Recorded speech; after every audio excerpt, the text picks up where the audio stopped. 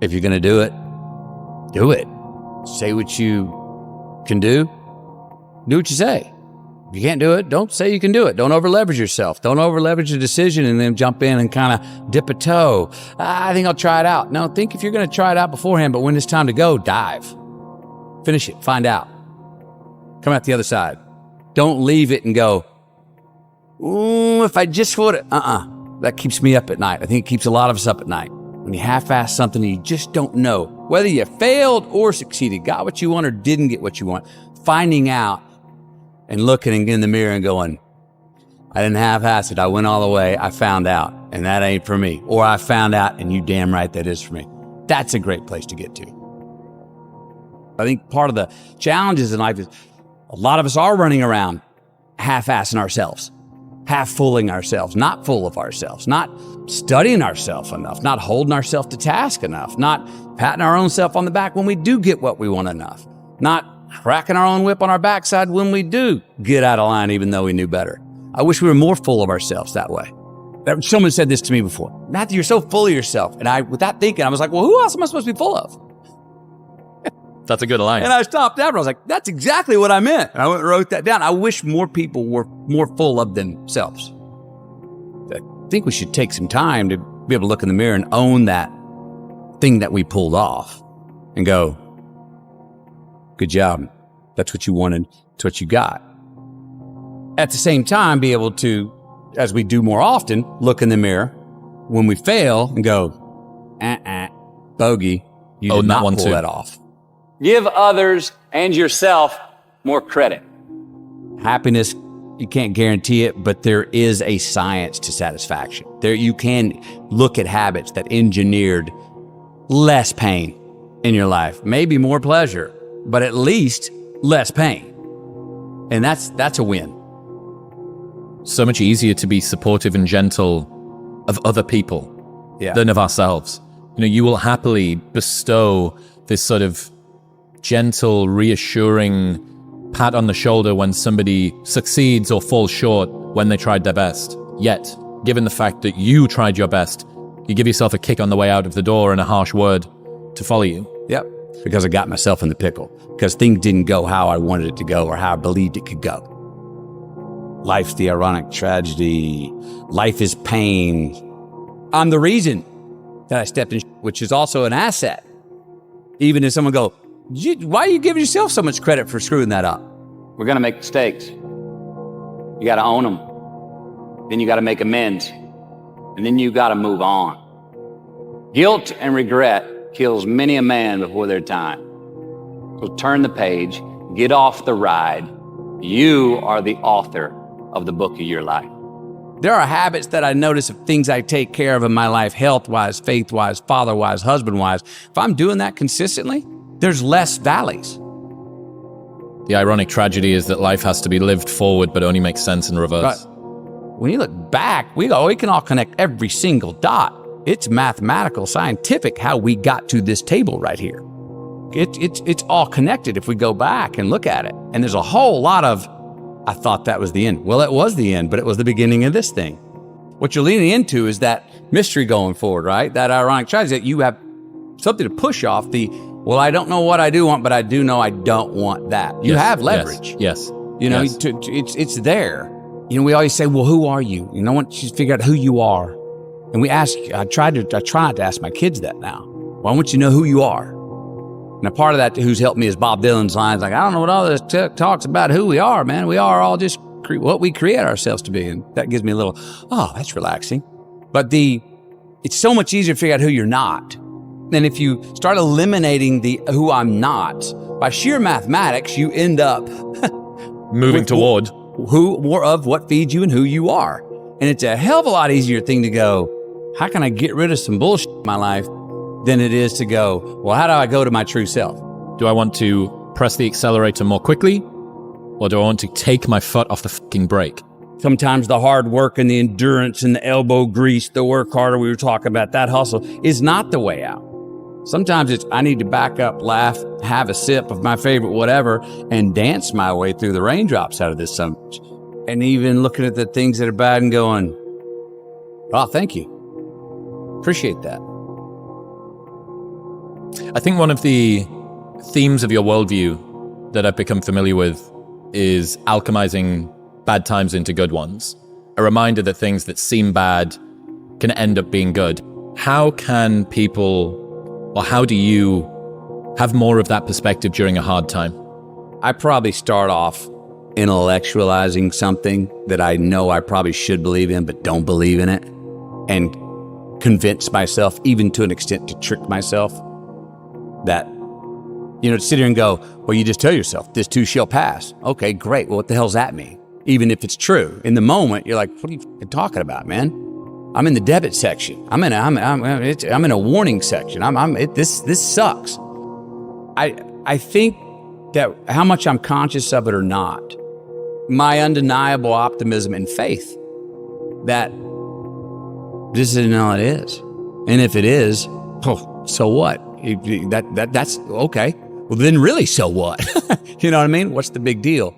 It minimizes. I seem to have a tendency not to make a bigger deal out of things that other people make a bigger deal of. Dramas. I don't like to create false drama. When it comes and it's hard, I am affected. I get the blues. I get sad. I get mad. I'm a shit to be around. I can't get to sleep. I got demons in my own head trying to work the riddle out. Why did this happen? That's the other thing that's tough for me is I think that any bad thing that happens to me, my initial reaction is, well, what'd you do wrong to lead to this? I heard a quote recently that said, every man knows reflection and introspection when he's at his lowest. Bad times, you can't do anything other than wallow in retrospective assessment. Yeah. But one of my favorite things I've learned from you is when things are going well, given that that's presumably what you want to have more of, maybe worth deconstructing that. Yes. Can I try and bottle some science here to why things are going well? And I did find consistencies. You were appreciating more. You were pointing out beautiful things and not taking them for granted. And so I found a list of things. I'm like, and when I get off track, I try to remind myself, you've been slacking on some of those. I've definitely found consistencies, and I think we all have them if we just notate them along the way, that they're not by accident. Let's cheers. Let's have a cheers on the way for all the things that will work for when we have going right.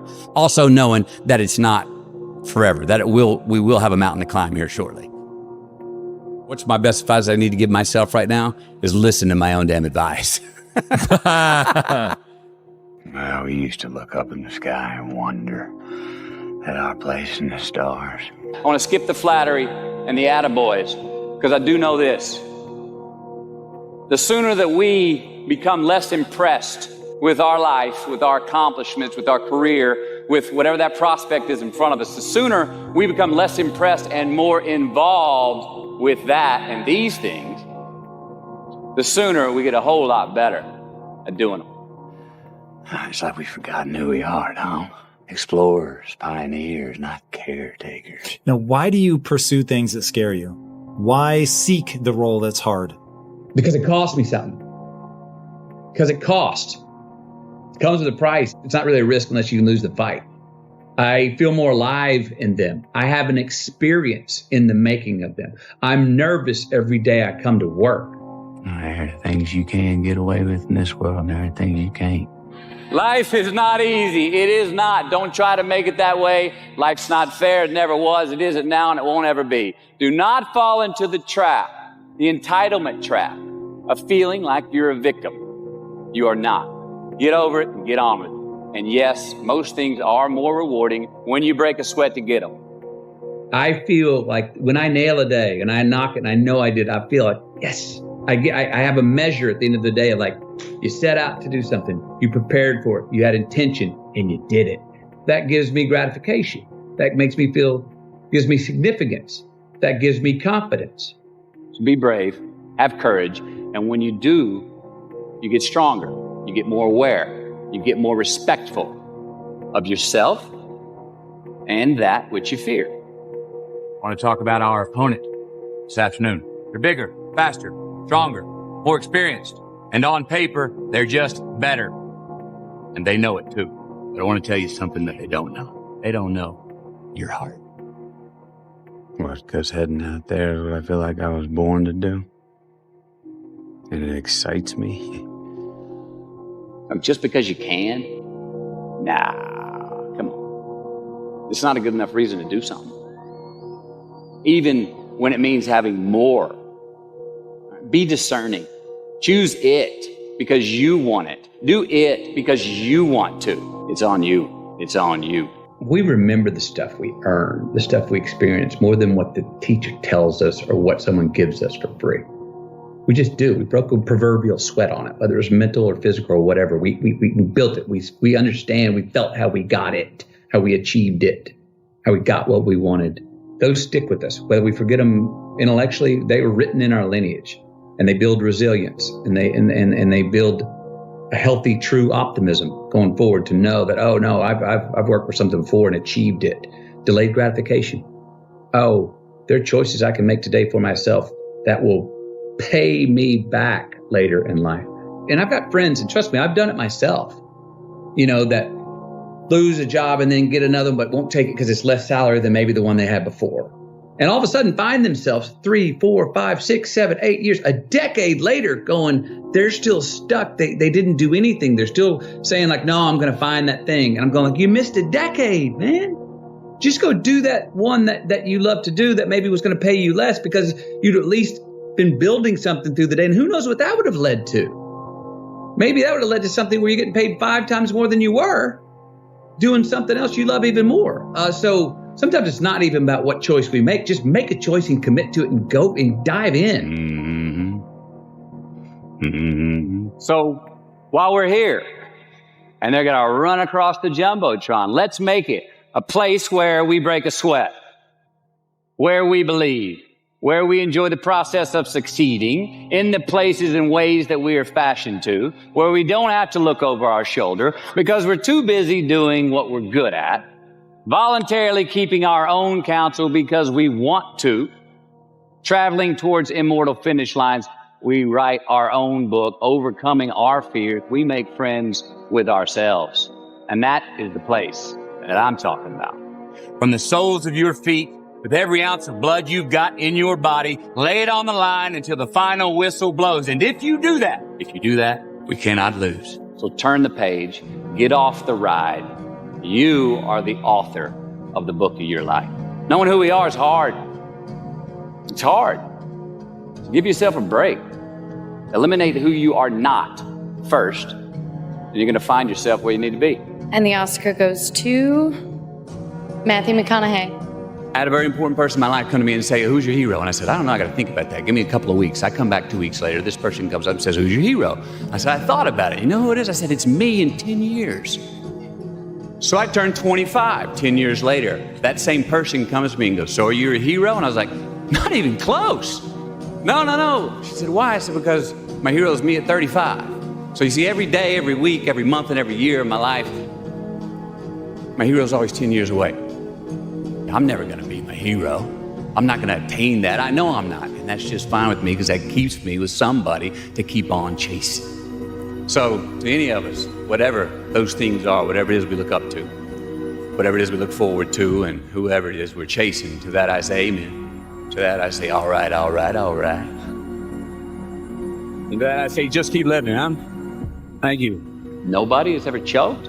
I have.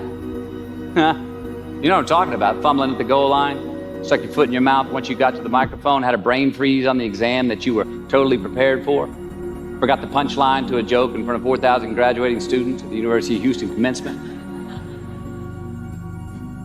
Or maybe you've had that feeling of, oh my God, life just cannot get any better than this moment. And ask yourself, do I deserve this? Now, what happens when we get that feeling? Tense up. We have this sort of outer body experience where we are literally seeing ourselves in the third person. And we realize that the moment just got bigger than us. You ever felt that way? I have. And it's because we have created a fictitious ceiling, a roof to our expectations of ourselves. A limit where we think it's all too good to be true.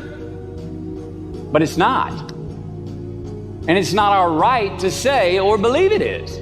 We shouldn't create these restrictions on ourselves. A blue ribbon, a statue, a score, a great idea, the love of our life, a euphoric bliss.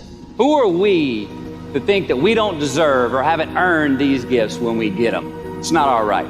But if we stay in process, all right, within ourselves, in the joy of the doing, we will never choke at the finish line. Why? Because we aren't thinking of the finish line. Because we're not looking at the clock. We're not watching ourselves on the Jumbotron performing the very act that we're in the middle of. No, we're in process. The approach is the destination, and we are never finished. Bo Jackson, what did he do? He used to run over the goal line, through the end zone, and up the tunnel. The greatest snipers and marksmen in the world, they don't aim at the target. They aim on the other side of the target.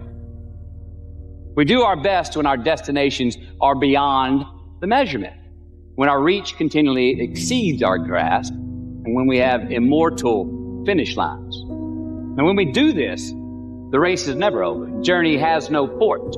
The adventure never ends because we are always on the way. So do this, and let somebody else come up and tap you on the shoulder and say, hey, you scored. Let them run up and tap you on the shoulder and say, man, you won. Let them come tell you, you can go home now. Let them say, I love you too. Let them say, thank you. Take the lid off the man-made roofs that we put above ourselves and always play like an underdog. Here we go. Responsibility of freedom and the freedom in responsibility. Life's more than just straight Saturdays with as much cake as you want to eat. It just is. You will see how long you last doing that if you really do it. You won't last that long. Responsibility is appreciation of a past. It's building of a lineage. It's investing in ourselves. It's investing in something we started to build yesterday that we want to take into tomorrow. There's a response that gives us freedom. So to actually have true freedom, we have to be more responsible for certain things, for ourselves, who we are, constantly investigating and interrogating our better selves to say, I'm going to be a little bit better at this tomorrow, knowing that we never land. There's no ta-da moment. And that is one thing I think we all got to watch, because we all are so result oriented. But there's no ta-da moment. We're always chasing yet. And if we can get comfortable and understand and laugh at, and be ready to work hard at the fact that we're all just achieving our way to the unachievable, and that's as good as it gets, and that's pretty damn awesome. Thank you. Good luck. You just keep living.